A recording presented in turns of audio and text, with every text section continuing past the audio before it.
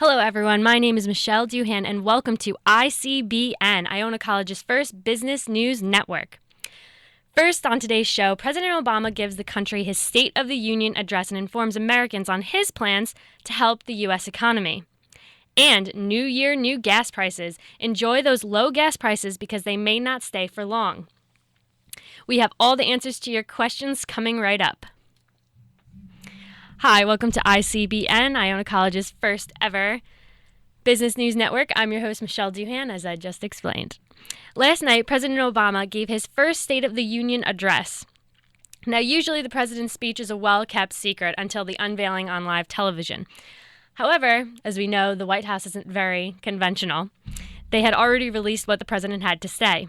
During the State of the Union address, the president proposed imposing new taxes on America's wealthiest individuals and free community college. In the beginning of his State of the Union address, the president acknowledged a simple middle-class couple that was suffering during the housing and construction crash 7 years ago.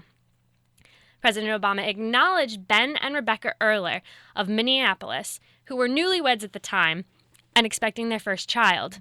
Obama focused on Rebecca's tenacity and drive and acknowledged how she completed community college, and in doing so, it helped her family tremendously. President Obama thus proposed in making two-year community college free for any and all Americans who wish to do so, comparing this family's dream to the American dream. Now, yes, it's true.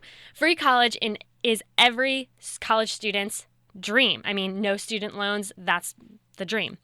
But to quote Rod Tidwell from Jerry Maguire, show me the money. Yes, Mr. President, show me the money. Where is all this money going to come from when you're paying for all these students' community college? Now, some people, some economists, and some business websites have been saying that it could mean dramatic downfall for the U.S. economy and wouldn't be able to help it. Yes, I understand, President Obama, where you're coming from. Education is the stepping stone for the middle class, especially community college in this economy, where a four-year college is very expensive for a middle class family to afford, especially with multiple children in the family. Now, Rob Farrington, a writer for Forbes.com, wrote, he views this as a part of a system to improve the skilled workforce in America and better the economy, as well as improve wages and standards of living for middle-class workers. However, this plan falls short, and there are better use of money that would be spent on this. Now, according to Brookings.com, President Obama's plan will cost $60 billion over a span of 10 years. So also add that on top of our $18 trillion debt. Thus, noble gesture, Mr. President, but fix one of our debt problems before you add another bill to the long list of the American debt. Another issue addressed during the State of the Union was President Obama's plan to tax the wealthiest individuals in the U.S. The president plans on taxing America's wealthiest in an attempt to fix the growing middle-class wages stagnation problem. It is basically middle-class tax relief. Yes, this sounds incredible for any middle-class families in America. But politicians always seem to forget to tell voters about the tiny fine print.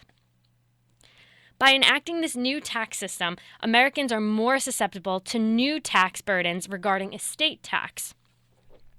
Bloomberg.com gives a simplified example. Consider a couple who died with $5 million in assets, including $2.5 million in stock with a basis of $500,000.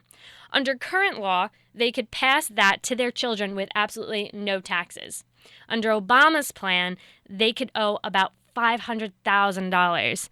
I mean, at that point, why even save anything for your children to even inherit? They're just going to owe more money.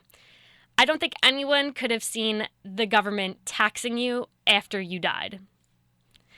So, do not kid yourself. This could hurt the middle class just as much as taxing more on the wealthiest. Redistribution of wealth. Finally, gas prices have stopped going up and they're finally going down.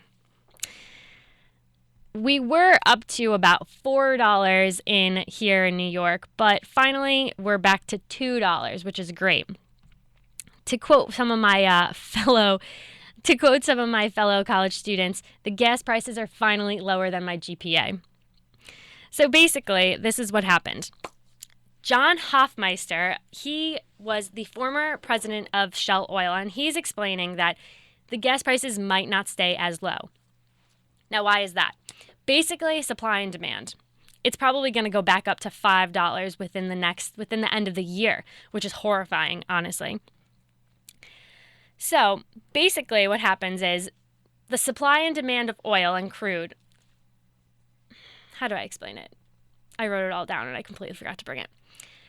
Basically, all these oil companies are going to try and keep up with the supply and demand. They're going to try and keep up with the demand because more Americans are going to be buying more and more gas because it's so much lower. And this is also going to hurt the crude stock also from CNBC. CNBC had interviewed John Hofmeister, and he was saying that the United States won't be able to keep up with the demand of oil. Ooh. Now, also, you have to count into effect the Keystone Pipeline that Congress is trying to push through. Now, also, President Obama is threatening to veto this whole Keystone Pipeline, which will reach from Canada all the way down to, I think, Texas. Now, in doing so, we will become 100% independent from foreign oil, which is great. But at the same time, which President Obama had said we were already independent, we're really not. That's why gas prices are so low, so he's taking credit for that. But we're not. So, in vetoing the Keystone Pipeline, it's going to hurt the economy even more. Even though I understand you need to preserve the environment. Fracking has been quoted as being bad for the environment, but we need to stimulate our economy even more. Anyway, so that concludes our first ICBN, Iona College's first business news podcast. Thank you for joining us, all my 0 viewers. If you have any questions, please email them to me, mduhan1 at gales, GAELS, .iona.edu, and tell me what you want me to research and talk about.